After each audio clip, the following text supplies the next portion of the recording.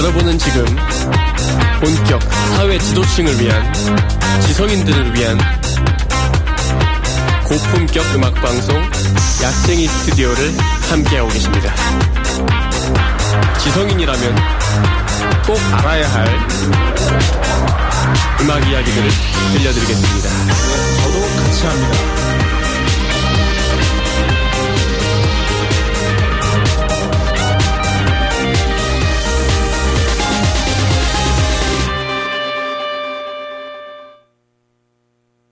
네, 사회지도층과 지성인들을 위한 고품격 문화평론 방송 약쟁이 스튜디오, 이번 주에도 무사히 살아 돌아왔습니다. 한 몇 주를 녹방으로 대체를 좀 했죠. 제가 뭐 일정이 좀 있어가지고 어디 좀 갔다 오고 이러는 바람에 본 방송을 못 했는데 갑자기 전화가 오는 거야. 잠시만요. 네, 이렇게 이런 늦은 시간에 갑자기 막 전화하고 이러시면 안 됩니다. 누군지 모르겠는데 경기도 번호네요. 네. 실 상황입니다. 갑자기 이런 식으로 이제 뭔가 업무와 관련된 게 아니면 전화하시면 안 됩니다. 자, 일단은 오늘은 생방송이고요. 그래서 오랜만에 생방을 하는데 사실은 오는 길 상당히 좀 힘들었습니다. 갑자기 이 정도로 비가 많이 올 줄 몰랐거든요. 아침은 아니죠. 점심 때 나올 때는 약간 부슬부슬 내리길래 그냥 운동화 신고 나왔거든요. 네, 작업실에서 이제 할 일 좀 하다가 나가야지 하고 딱 나왔는데 비가 꽤 많이 오더라고요. 지금도 꽤 많이 오고 있을 것 같아요. 꽤 많이 오고 막 바닥은 다 막 축해가지고 신발로 다 물이 들어오고 게다가 이제 제가 또 양말을 반바지를 입어가지고 이제 발목 양말을 신었는데 발 뒤꿈치 위쪽 있잖아요. 아킬레스건 쪽 있잖아요. 거기가 지금 다 까져가지고 지금 걸을 때 상당히 좀 뒤뚱거리면서 걷는, 지금 피부가 한꺼풀 나갔고요. 제가 보기에 오늘 조심하지 않으면 걸을 때 이제 피를 보지 않을까 싶은 정도까지. 이게 제가 웬만하면은 막 걸을 때 막 아예 아프고 어쩌고 이런 얘기 잘 안 하는 편인데 그냥 뭐 좀 까져도 그냥 까졌지 뭐 이러는데 불편하더라고요, 걷는데. 그래서 뭔가 물에 튀어가지고 이물질 같은 게 거기에 끓겼나 아니면 내가 언제 여기 다친 적이 있나 이러고 있었는데 그게 아니었습니다. 그냥 비를 맞으면서 걸으니까 또 이게 대중교통이 갑작스러운 폭우 때문에 꼬였는지 되게 늦게 오더라고요. 그래서 그냥 걸어왔어요.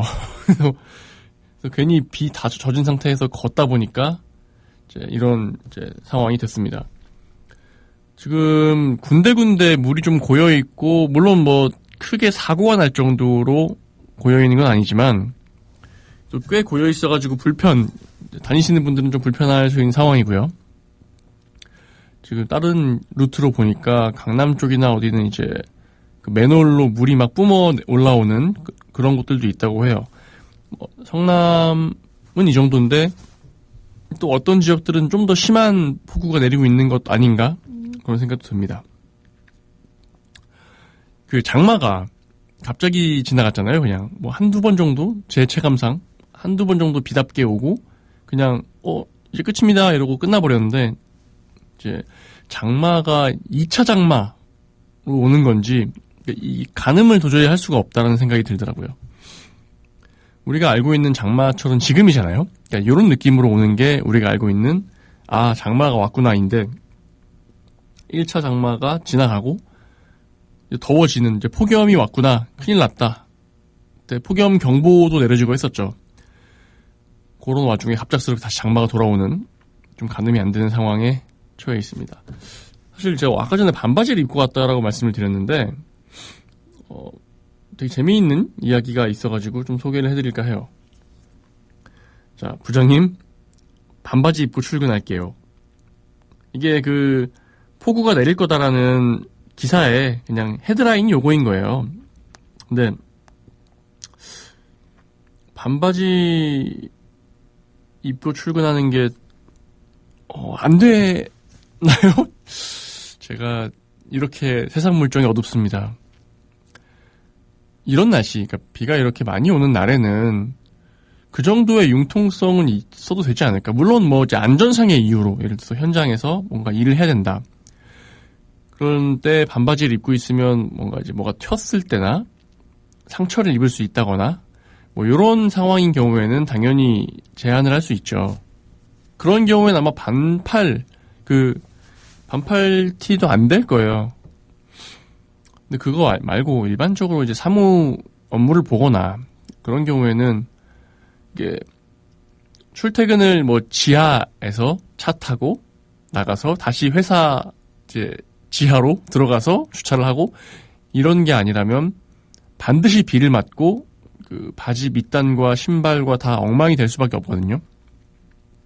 특히 이제 서울 인근으로 출퇴근하시는 분들은 뭐 자차로 이동하시는 분들도 많겠습니다만 또 상당히 많은 엄청난 인구수가 대중교통으로 이제 오갑니다. 제가 또 어제 그 퇴근 시간에 9호선과 신분당선을 연달아 타고 이제 이동을 해본 경험상 난리가 납니다. 자, 여기 있는 분들은 어떻게 주변 사람에게 화를 안 내고 참을까 싶을 정도로 상당히 괴로웠거든요. 그 상황에 이제 신발에 물 들어가서 찜찜하다. 게다가 바지 밑단도 젖어 있다. 그러면은 이거는 어떤 사회적으로 큰 사고가 아닌가. 그래서 일반적인 회사에서 직원들의 복장이 뭐 내규에 있는 건지 아니면 누군가 그 관리자 측에서 통제를 하는 건지 제가 정확히는 모르겠습니다. 근데 막 보통 내규가 있었다고 해도 단정한 복장 정도가 아닐까 싶어요. 왜냐면 특정한 어떤 복장을 딱 규정하는 건 참 어려운 일이잖아요. 뭐 정장을 입어야 된다. 뭐 이 정도 모르겠습니다만 대부분은 최근에는 단정한 복장 선에서 규칙이 있을 거라고 생각이 들거든요. 네, 이런 폭우 상황 같은 경우에는 기본적으로 인간이 단정할 수가 없다라는 걸 좀 감안하고 반바지 출근을 좀 양해해 주시면 어떨까? 요 이제 2차 장마 시기만이라도 또 들으시는 분들 중에서 이제 관리자급, 임원급 분들이 계시다면 그런 의견 좀 살포시 드리겠습니다. 뭐 또 그 기사의 댓글을 보면은 좀 사무실에서는 양말 좀 신고 있으면 좋겠다 이러는데 아니 발이 다 젖었는데 양말을 어떻게 신고 있어요. 그리고 제가 이런 어떤 복장이나 뭐 머리 스타일, 뭐 화장 이런 것들과 업무를 되게 강하게 구분하는 성격이어서 그런 걸 수도 있는데 그게 크게 상관관계가 있는 건가 하는 마음도 좀 있거든요. 예를 들어서 그냥 제 삶을 예를 들어볼게요. 맨발로 들어가서 제 일을 한다고 해서 어떤 업무의 효율이 떨어지거나 업무에 임하는 태도가 문제가 있거나 이렇지 않거든요. 신발이 어떤 뭐 보호 신발이거나 아니면 뭐 누군가를 좀 만나야 돼. 이제 어떤 거래처나 누굴 만나서 좀 공적인 자리를 가져야 돼. 그럼 모르겠는데 물론 출근도 공적인 자리죠. 그런데 매일매일 보는 얼굴들이잖아요. 그런 경우에는 좀 서로의 발가락 정도는 공유할 수 있지 않을까.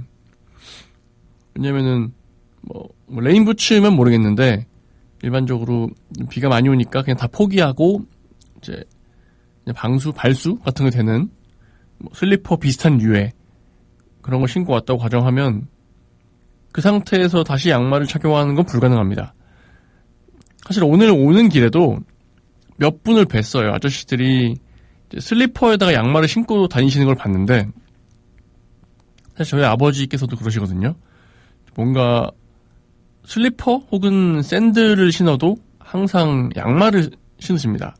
그 양말도 한 정강이까지 오는 되게 높이 올라오는 걸 신는 편이세요. 뭔가 그게 그 기성세대에게는 되게 강한 어떤 요소인가 봐요. 발가락을 함부로 보이면 안 된다라는 게 되게 강한 어떤 그 교육이나 어떤 문화적으로 박혀있는 게 있는 것 같아요. 가만 생각해보면, 저도 이제 30대 한 이제 후반이 됐고, 조금만 더 있으면 저도 기성세대라고 말할 수 있지 않을까요? 그리고 제가 아는 친하게 지내는 형들이나 이런 사람들은 다 완연한 기성세대입니다. 그런 분들은 크게 맨발로 어떻게 있냐 이런 걸 생각 안 하시거든요. 좀 바뀔 때가 됐다. 우리가 청바지 입고 회사에 간다, 반바지 입고 회사에 간다 이런 것들이 과거에는 절대로 불가능한 영역이었어요. 말도 안 되는 소리였죠, 거의. 그래서 그 노래가 있죠. 교복이 반바지라면, 청바지 입고 회사에 가면, 그런 가사가 있었는데, 당시에는 그게 금기였기 때문에 되게 도발적인 가사로 여겼습니다.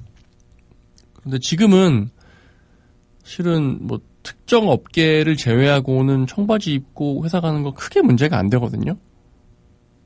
면바지 그냥 정장 아니라도 세미 정장이라고 하나요? 그런 것들 입고 슬랙스나 이런 거 입고 나가기도 하고요. 그러니까 그런 것들 조금 계속 완화해가는 방향으로 가면 어떨까? 그리고 그 방향에 우리 이렇게 폭우를 맞이한 관리자분들, 회사 고위직 분들 조금 한 발 앞서서 적용해 주시는 게 어떨까? 그거 하나가 되게 작은 일이고 어떻게 보면 별거 아닌데 막상 이제 며칠 비를 맞으면서 출퇴근해서 일을 하는 직원들에게는 꽤 쾌적함을 줄 수 있는 부분이라고 생각해요. 왜냐면 저도 지금 방송을 하면서 사실 고백하건대 양말을 말려놓고요. 지금 맨발로 하고 있습니다.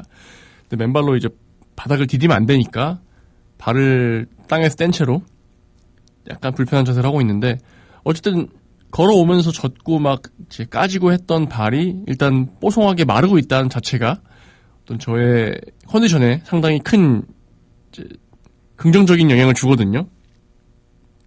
좀 말이 길었는데요. 맨발로 반바지로 한 2주만 출근합시다, 예. 그거 한다고 회사가 망하는 거 아니잖아요. 한 2주만 그렇게 출근하는 걸로 부디 우리 합의합시다. 오늘은 지금 노래들이 Let It Rain 특집이에요. 이제 에픽하이, 어반자카파, 타카피, UFO 4명의 아티스트가 각각 발표한 Let It Rain이란 노래를 연달아 틀 예정입니다. 일단은 에픽하이의 Let It Rain부터 듣고 돌아오시겠습니다.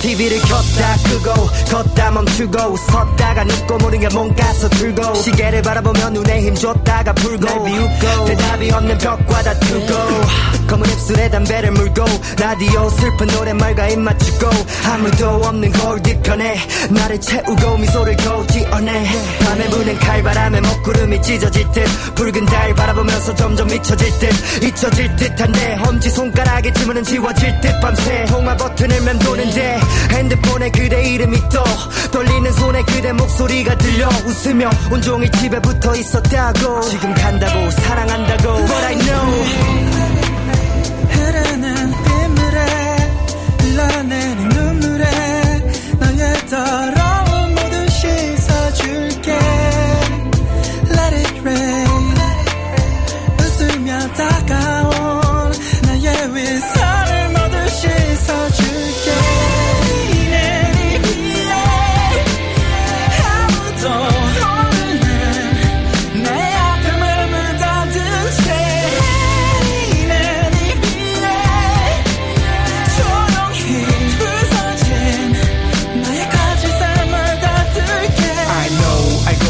말은 못해도 변해버린 내 마음은 오늘도 모레도 돌아오지 않는다는 걸 매일 널 보내고 돌아서 꿈속에도 널 쫓아나 목매고 아픈 내 맘에 눈물로 비를 내리고 비로운 너의 과오를 씻으려 손 내밀고 웃으며 감싸도 이 상처는 더 패이고 네 핸드폰의 벨소리는 심장을 더 때리고 하루에 몇천 번씩 끈을 묶어 아님 두 무릎 꿇고 고개를 숙여 어디서부터 우리 뒤틀린 건지 대체 뭐 때문에 그렇게 이끌린 건지 넋이 나간 상태로 나 길을 나서 둘이 돼 갈라진 미소라도 나누어 받을게 담을게 너 없이 못 사니까 반쪽뿐인 사랑도 내겐 절실하니까 흐르는 빗물에 흘러내린 눈물에 너의 더러운 모든 씻어줄게 Let it rain 웃으며 다가온 나의 위선을 모두 씻어줄게 내 위에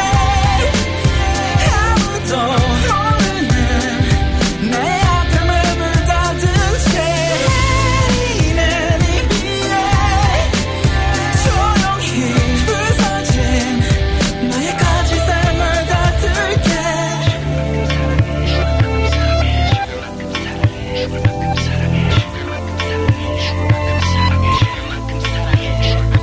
네가 어디 가도 그 누구를 만나도 아니라고 말해도 I know 내 위에 아무도 모르는 내 앞에 맘을 닫은 채 내 위에 조용히 부서진 나의 거짓말을 닫을게 내 위에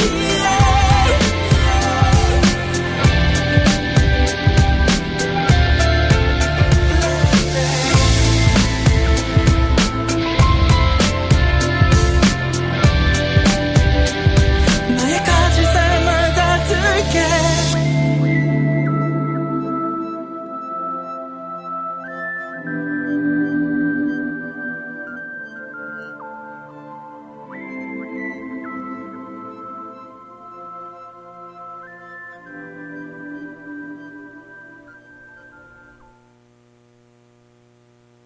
네, 에픽하이의 Let It Rain 듣고 오셨습니다. 자, 이것도 폭우가 오고 있으니까 또 연관된 기사가 좀 뜨는데 국립묘지에서 국가유공자분들의 유골함이 침수가 되면서 막 물에 막 젖어버린 그런 사건들이 확인이 됐나 봐요. 그래서 관리가 이렇게 하는 게 맞냐? 뭐 이런 것부터 시작해서 말들이 나오고 있습니다. 이게 유골을 재안장하려고 확인했는데 물이 막 안에 가득 들어있었다고 해요. 기본적으로는 그 묘역에 물이 고이거나 침수가 되거나 하지 않도록 관리를 잘 해야겠죠. 근데 이제 제가 이제 이 기사를 통해 보기로는 어떤 우리가 보통 이 유해가 납골당, 실내에 있는 납골당 같은 곳에 위치한 게 아니라 이제 국립묘지니까 외부에 위치해 있어요. 이 그 유골함이 완전히 밀봉시켜 놓은 형태가 아니라면 어떤 식으로든 습기가 들어가거나 할 수 있는 구조인 건 맞는 것 같습니다. 그 묘지가 보통 이제 양지 바른 곳에 쓰는 이유가 이런 거거든요. 이제 물이 치거나 아니면 습해져가지고 문제가 생기지 않게 하기 위해서, 뭐 물이 고이지 않게 하기 위해서 양지 바른 곳에 묘를 쓴다라고 보통 얘기를 합니다. 1차적으로는 이 국립묘지 관계자분들이 지금 이제 표현이 보통 이제 유감입니다. 막 약간 이런 식으로 이제 발표를 했나 봐요. 우리가 더 이 기사에 분노하는 이유는 일반적인 우리 조상님들의 묘지라고 해도 화가 나죠. 아, 왜 이렇게 됐지? 그럼 이제 그 땅을 어디 썼는지 따라서 그 어떤 화의 방향이 바뀌겠죠. 그래서 그냥 어르신들이 해놓은 이제 점지해놓은 뭐 선산에 있는 그런 묘지였다. 그러면 이게 무슨 일이냐, 좀 정비를 좀 해야겠다 이럴 수도 있고, 아니면 누가 여기에 묘를 쓰라고 이제 시켰어. 그러면 당신 뭐야? 이렇게 나올 수도 있죠. 이분들은 이제 국가 유공자, 우리 나라를 위해서 희생하신, 이제 보통 우리가 많이 하는 표현으로 순국선열 분들이신데, 그런 분들의 묘가 이렇게 관리되고 있다는 사실에 더 이제 분노들을 하는 것 같아요. 솔직히 말하면 일반적인 묘에서 이렇게 결로가 내부에 생기거나 이런 부분을 100% 방지하는 건 어렵다라고 저는 생각합니다. 100% 방지하는 건 어렵고, 이런 일이 뭐 어떤 식의 순간적인 폭우나 어떤 사고에 의해서 생길 수가 있다라고 생각해요. 그런데 이 장소에서는 생겼으면 안 됐다 라는 게 어떤 하고 싶은 말이 요지입니다. 어느 분의 묘가 뭐 관리를 부실하게 하거나 이래도 되는 묘가 어디 있겠습니까만은, 특히 국립묘지만큼은 이거를 훨씬 더 2중 3중으로 선제적으로 관리했어야 되지 않을까. 그리고 일반적으로 이제 관을 만들어서 이제 매장을 하는 형태가 아니라 유골함을 이제 그 안에다가 안치를 해두는 형태이기 때문에, 기본적으로 국립묘지 뭐 현충원이나 가보시면은 그렇게 막 엄청 봉분을 높게 쓰거나 이렇게 많이 안 하더라고요. 그냥 이제 비석이랑 이것만 있어요. 그럼 당연히 거기에 물이 원활하게 빠지지 않으면, 왜냐면 봉분 같은 경우에는 자연스럽게 볼록하니까 물이 타고 내려가고, 외초에 이제 장례식을 치르고 할 때, 모실 때 물 빠지는 거나 이런 것들도 어느 정도 고려를 해서 자리도 정하고 그렇게 되어 있게 보통 만듭니다. 그 포크레인 그 분들이 그렇게 어느 정도 세팅을 해줘요. 그리고 이제 풀이 자라고 하다 보면 풀이 어느 정도의 그 물을 잡아주는 것도 있고, 이제 풀 위쪽에서 흘려보내고 아래쪽에서는 너무 이제 그것 때문에 흙이 쓸려가지 않게 흙을 잡아주고, 이런 식으로 좀 유기적으로 이루어진단 말이죠. 네. 봉분이 크게 없는 경우에는 평지에 물이 고여 있으면 그대로 있죠. 보통 완전히 플랫이라고 가정하면 그냥 물 거기 있는 거예요. 그러면 이제 거기서 미묘한 경사를 줘서 배수를 한다거나 그런 설계들도 좀 있으면 좋았을 텐데, 그런 게 잘 안 돼 있었기 때문에 이런 일이 발생한 거가 있죠. 개인적으로 좀 많이 안타깝다는 생각이 듭니다. 어떤 경우에 어떤 사람들은 그게 별로 중요하지 않다고 생각할 수도 있어요. 다시 뭐 건조해서 좋은 곳에 모시면 되지, 그게 그분 본인도 아니고 그냥 유골함이지 않냐, 말 그대로 유골함이지 않냐. 네. 저도 뭐 약간 이제 T 성향이라서 일정 부분은 좀 동의가 되는데, 그래도 한 가지는 좀 생각하고 싶어요.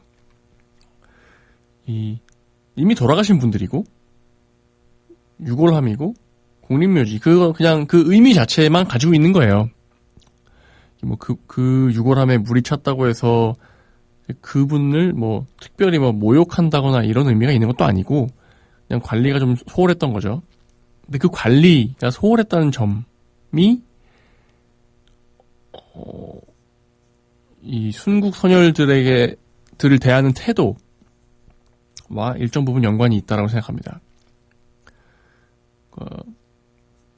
진짜로 그분들을 좀 존경하고 감사하는 마음을 가지고 있었다면은 그 일하시는 현장에서 담당자 혹은 관리자 분들이 이거 뭔가 문제가 있겠다 하고 이야기를 올렸을 거고, 그 얘기를 듣고 뭐 예산을 편성하거나 하는 담당을 하는 사람들도 그러면 안 되죠 라고 하면서 관련해서 보수를 하거나 조치를 취할 수 있는 예산을 만들었을 거고, 그렇게 되었어야 했다라고 생각이 들어요.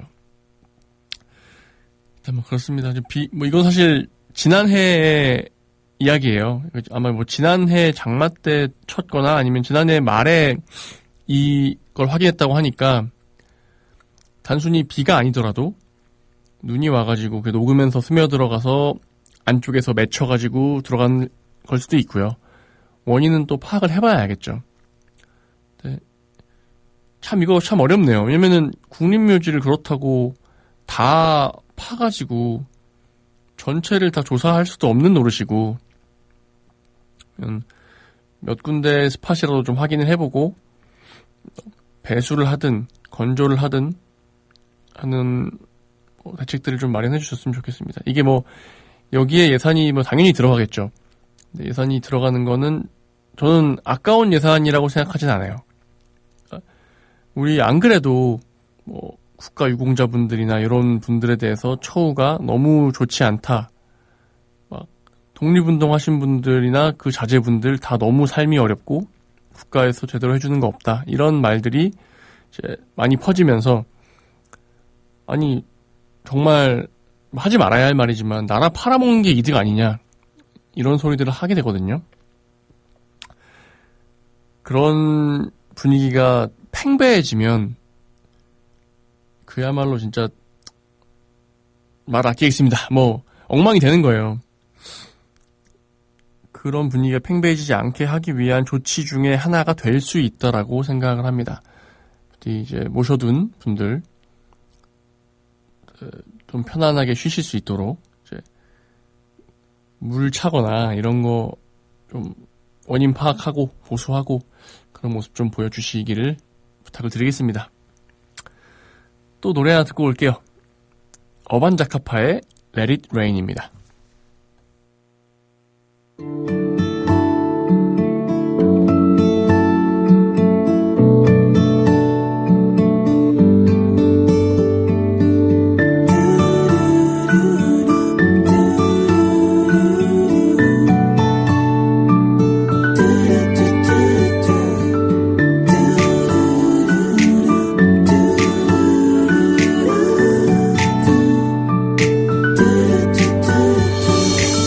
창밖에 들려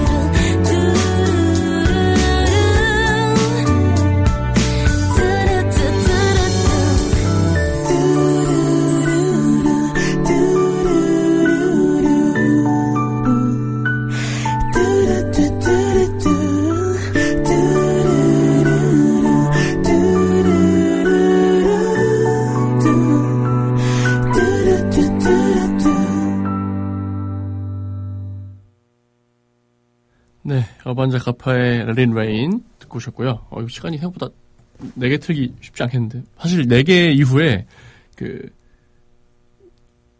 비 노래 4개 이후에 해 뜰 날을 넣었는데 이거 다 못 틀 수도 있겠네요.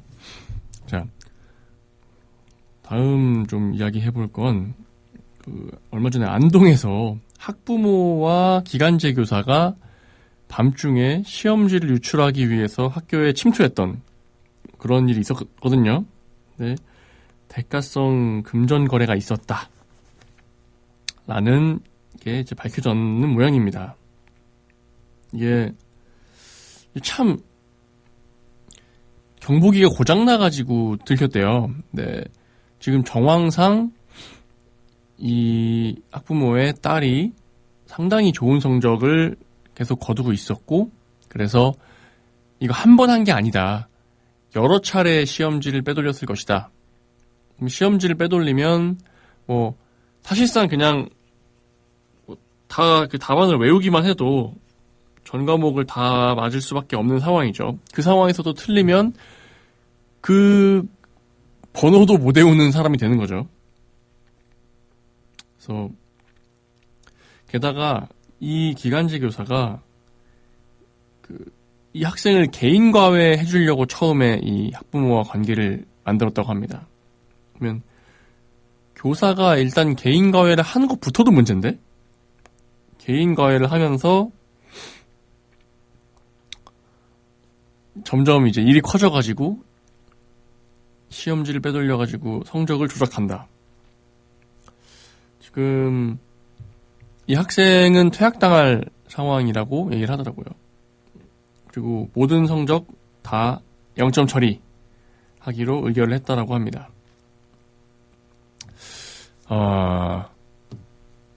이런 기사가 예전에 간간히 있었고, 과거에도 시험지 유출 무슨 고등학교에서 쌍둥이였나요?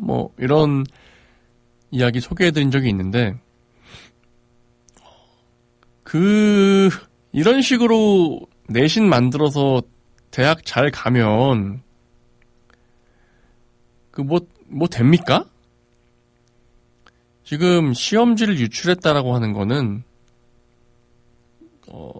그 학생은 이 상황을 다 알고 있고 면밀하게 그 시험지 유출된 거를 외우고 해서 시험날 이득을 얻어온 거거든요. 학부모랑 기간제 교사가 시험지를 유출했는데 학생이 그걸 모르고 그냥 어쩌다 보니까 그냥 시험을 잘 봤어. 이런 일은 있을 수가 없어요. 그러면 이 학생은 지금 고3이라고 하는데, 이제 고3이 아니죠. 퇴학당할 거니까. 19살입니다. 그러면 이 학생은 내가 이렇게 거대한 부정을 통해서 성적을 얻었는데 그걸로 내신 잘 받아가지고 학종이나 뭘로 대학을 갔어. 앞으로의 이 친구의 삶은 계속 이런 방식이지 않을까요? 앞으로 계속 내가 어떤 과정을 통해서 어떤 나쁜 짓을 해서라도 결과만 좋으면 그만이야 라는 방식으로 사는 걸 10대 때부터 지금 배운 거잖아요. 그리고 전교 1등을 계속 유지하고 이렇게 되면 잘 쓰고 하면 그래도 우리가 보통 명문대라고 하는 곳에 아마 갈 수 있을 겁니다. 보통 쭉 전교 1등 했다고 가정하면 그 내신만으로 웬만해서는 한 스카이 어딘가에 갈 수 있지 않을까. 저도 지금 그 입시제도 잘 몰라요. 그럼 가서 나는 이제 어떤 그 입시 성적 입결이라고 하죠. 입결 기준으로 상위 몇 프로에 있는 사람이야 라고 하면서 자부심 있게 지낼 거 아니에요. 실제로는 시험지를 빼돌려가지고 만든 성적으로 간 대학이면서. 그럼 이 친구는 이후에 뭐 할까요? 당연히 교수한테 가서 학점 만들기 위해서 작업을 하겠죠. 그리고 그 다음엔 또 어딘가에서 이런 짓을 하겠죠. 그 과정에 어딘가에서는 분명히 걸렸을 거라고 생각하는데 우리 사회가 그 정도의 그 필터링이 없는 사회는 아니라고 생각해요. 그리고 다행히도 대학에 입학하기 전에 걸렸고요. 그 자녀가 공부를 잘하고 좋은 대학을 갔으면 좋겠다. 좋은 대학이 뭐 어떻게 얘기해야 되냐? 뭐 좋은 직업 혹은 뭐 학력을 통해서 생겨나는 어떤 뭐 좋은 일들 그거에 밑바탕이 되는 건 맞습니다. 네? 그리고 그걸 위해서 좋은 대학 갔으면 좋겠다라고 마음 먹는 것도 10분 이해가 돼요. 근데 부모 된 입장에서 이런 방식을 가르치는 건 진짜 너무 짜치고요. 사실 뭐 퇴학 이외에도 상당한 엄벌이 저는 필요하다라고 생각이 들어요. 지금 일단 이 학생이 전 시험 0점 처리가 됐으면 관련해서 이거 일이 커졌어요. 그러면 이 학생이 예를 들어 전교 1등이었어요. 그러면 이 학생이 빠지면 전교 2등이었던 사람이 1등 되는 거잖아요. 그러면 3등이었던 친구는 2등 되는 거고 그 모든 성적표를 다 지금 정정해야 될 거 아닙니까? 한 사람의 트롤링으로 얼마나 많은 사람이 고통받을 수 있는지 되게 확연하게 보이는데 왜냐면은 이게 되게 중요한 게 뭐 전교 1등이건 2등이건 그거는 뭐 그럴 수 있어요. 근데 어떤 그 한 등수 혹은 한 등급 차이로 대학 지원 자격이 갈리거나 등락이 바뀌거나 이런 경우가 충분히 있을 수 있다고 가정해야 되기 때문에 이걸 바로잡는 걸 되게 명확하게 해야 돼요. 그렇다고 해서 뭐 옛날 시험부터 다 재시험 볼 수도 없잖아요. 그러면 이 학생이 없는 상황으로 이제 보정을 해줘야 되는데 이거 너무도 많은 사람들이 너무도 많은 고생을 해가지고 해야 되는 일이 돼버렸거든요. 그렇게 많은 똥을 뿌리면서 나만 대학 잘 가면 돼. 내 딸만 대학 잘 가면 돼. 라는 방식으로 살아온 이거 사실 뭐 형사처벌을 강하게 할 수 있는 조항이 뭐가 있을지 모르겠는데 뭘 걸어서라도 걸어서 처벌도 충분히 해야 될 것 같고요.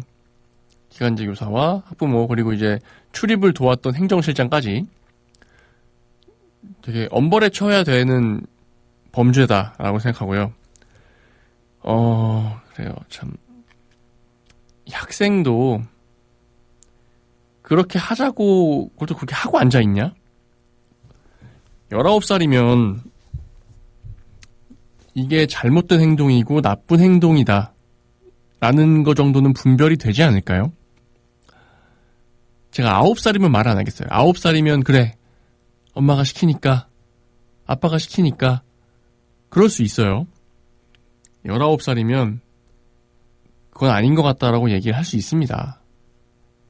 성인이 아니지만 이제 곧 성인이 되는 나이고 이거는 잘못된 행동이다. 내가 공부를 해서 그냥 내가 정정당당하게 받는 성적만큼만 받겠다라고 얘기할 수 있는 그 정도의 주관은 생기는 나이입니다. 그래서 저 같은 이제 극단주의자들은 이거 신상공개 해야 되는 거 아닌가 정도까지 생각이 들 정도예요. 아, 시험지 유출된 거를 쓱 받아가지고 전교 1등을 유지해왔던 애가 너구나 라는 얘기를 최소한 뭐 일평생까지는 아니더라도 한 번 공개되면 그 몇 년 갈 것 같거든요. 몇 년간 그 친구의 삶에 이게 일종의 주홍 글씨로 남아서 오랜 시간 동안 반성하고 잘못된 행동이었구나를 거듭거듭 깨닫고 사는 시간이 필요할 것 같아요. 왜냐면 이 친구가 지금 일단 다 0점 처리되고 퇴학 당했어요. 그럼 상당히 절망적일 겁니다. 그동안 오랜 시간 동안 빌드업 해온 그 날로 먹기 데이 플랜이 깨졌고요. 내신은 0점이 됐고요. 이 친구의 유일한 돌파구는 수능인데요.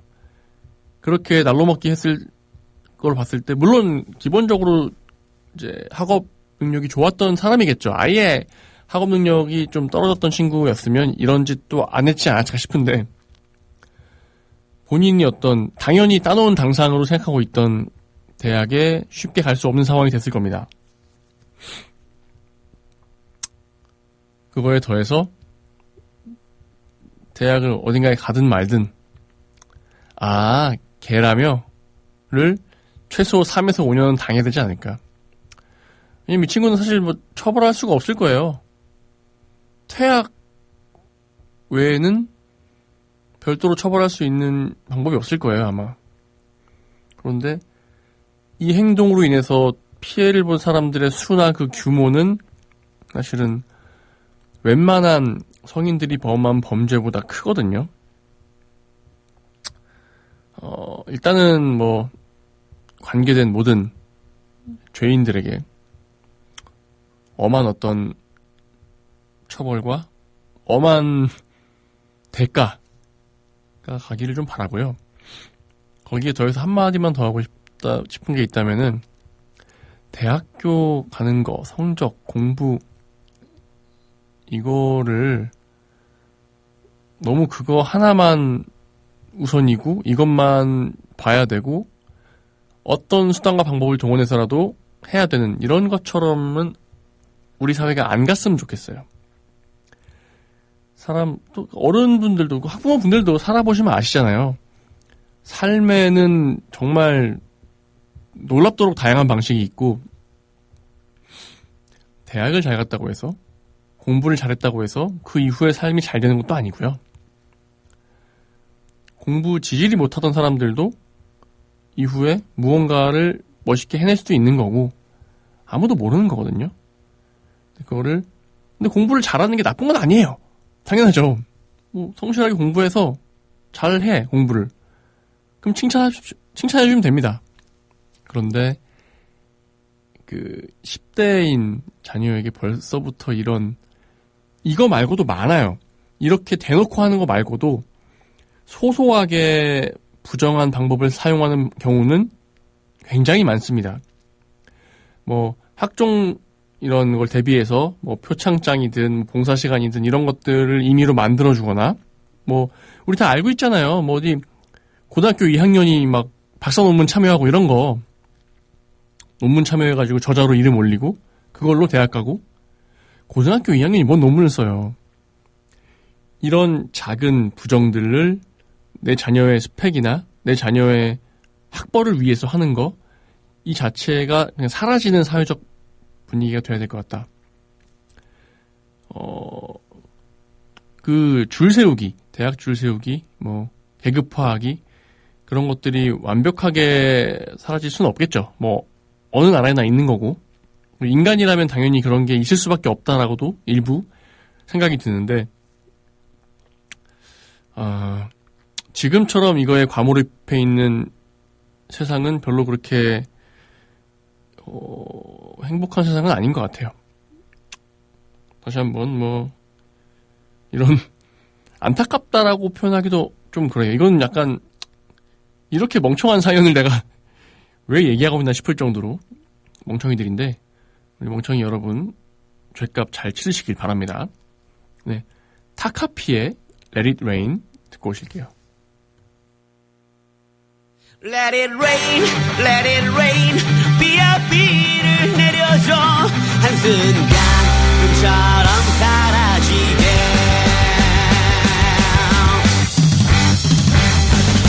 흘려보낸 사랑은 돌아오지 않는다 떠나간 마음은 기억의 저편으로 웃어도 소리 없이 눈물은 바람 없이 하염 없이 흐르는 빗물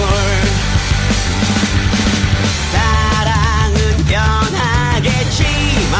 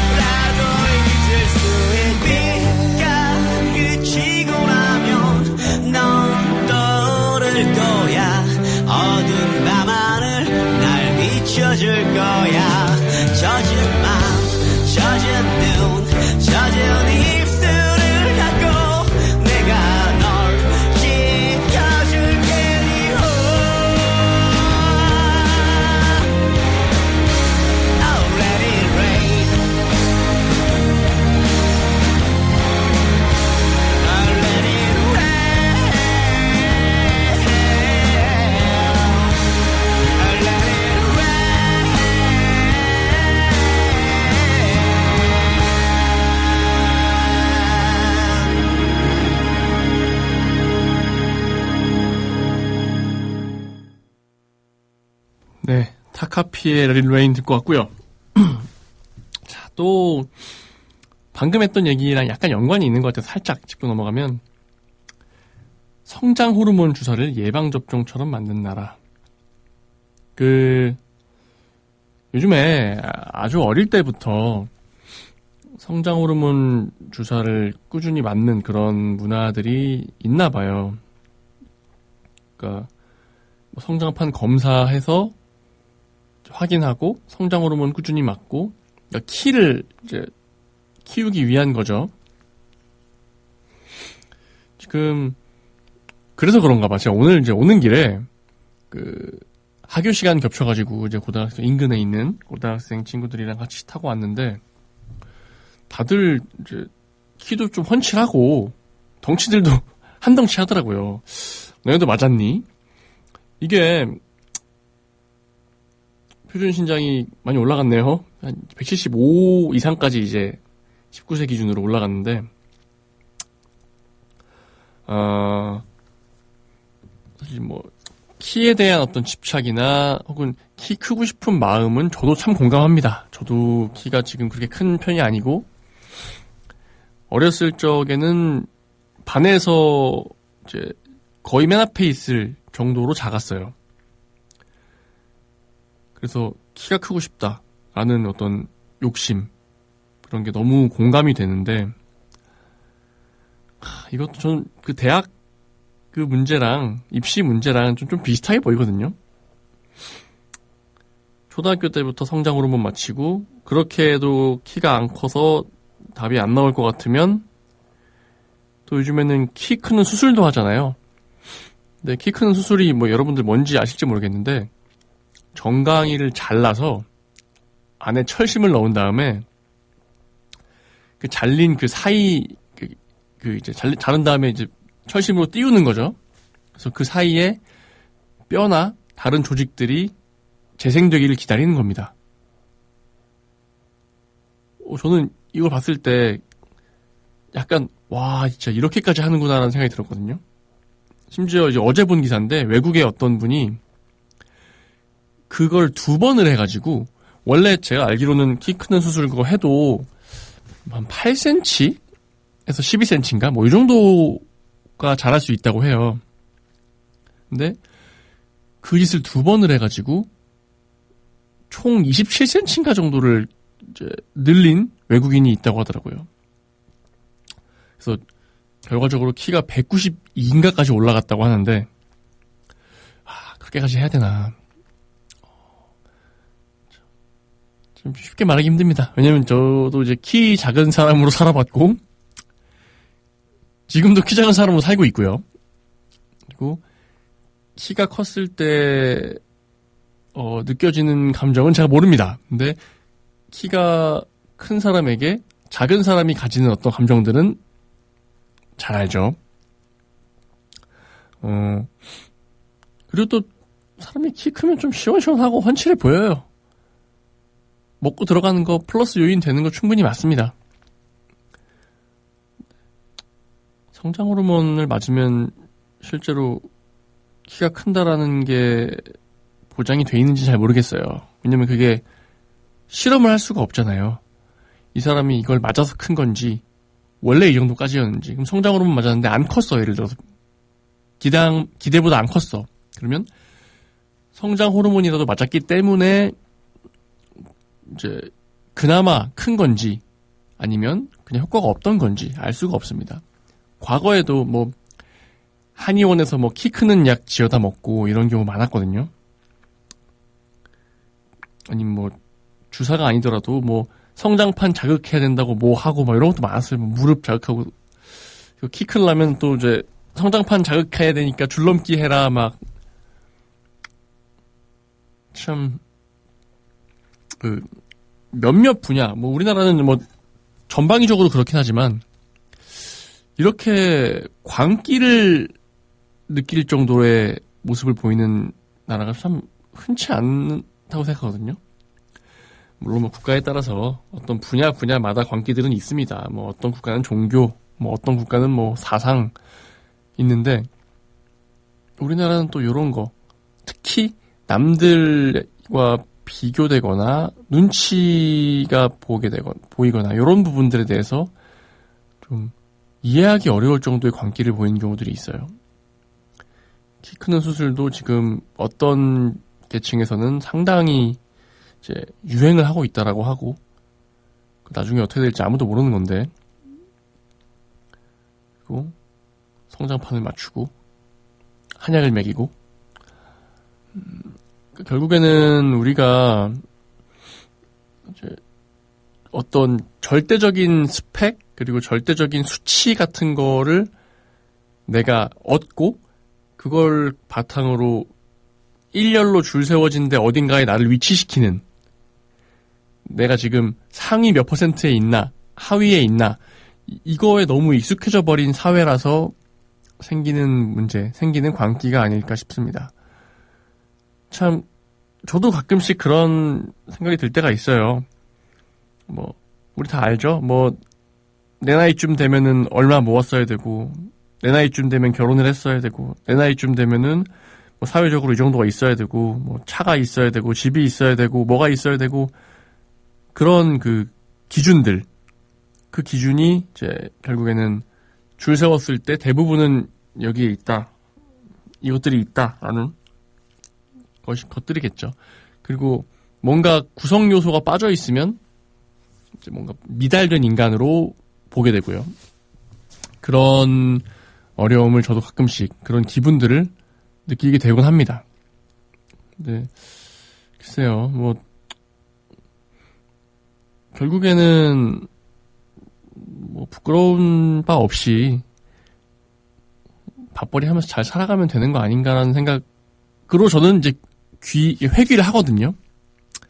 이게 틀린 생각이라고 생각하지 않고요. 뭐 그렇게 어떻게든 위로 올라가기 위해서 열심히 산 분들과 그리고 그냥 제 페이스 맞춰가지고 저는 살겠습니다.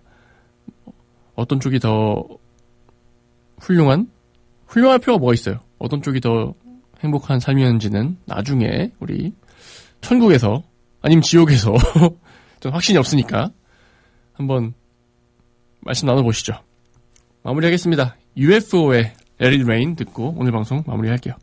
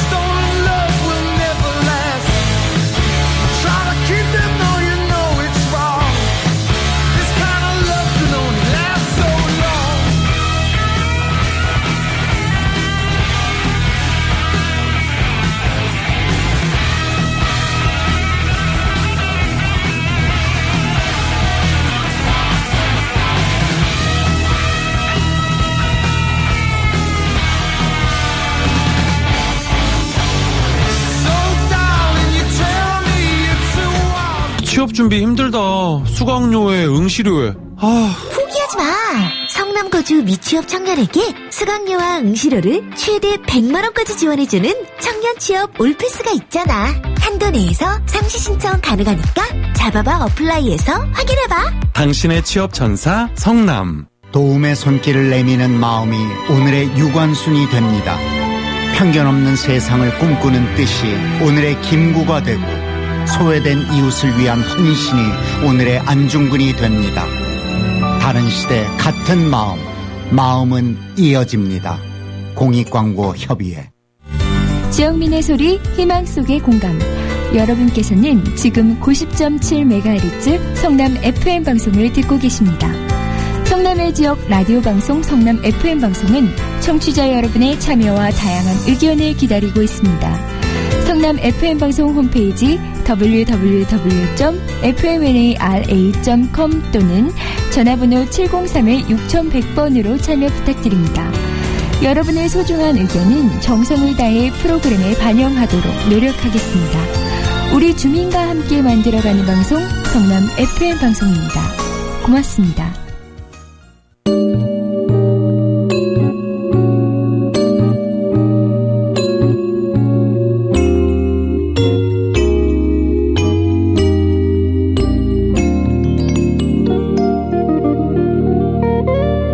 (90.7MHz) 성남 FM 방송입니다.